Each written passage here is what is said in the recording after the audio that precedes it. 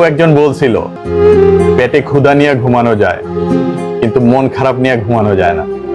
এক সময় যখন এই কথাটা শুনছিলাম, ঠাইসাই উড়িয়ে দিছিলাম যে মন খারাপ কি এমন ব্যাপার যে রাতের ঘুম কেড়ে নেয়। কিন্তু এখন বুঝি মন খারাপ মানে শুধু কষ্ট নয়, এটা এক ধরনের অজানা ভার, বুকের ভিতর জমে থাকা না বলা কষ্ট, একা হয়ে যাওয়ার চাপ। পেটের ক্ষুধা একসময় ঘুমিয়ে পড়ে, কিন্তু মনের ক্ষুধা সারা রাত জেগে থাকে।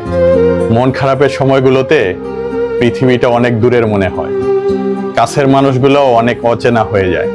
তাই আজকাল রাতে ঘুম আসে না ঠিকঠাক, ঘুমাতে গেলেও মনের ভিতর যুদ্ধ শুরু হয় নিজেকে বুঝানোর।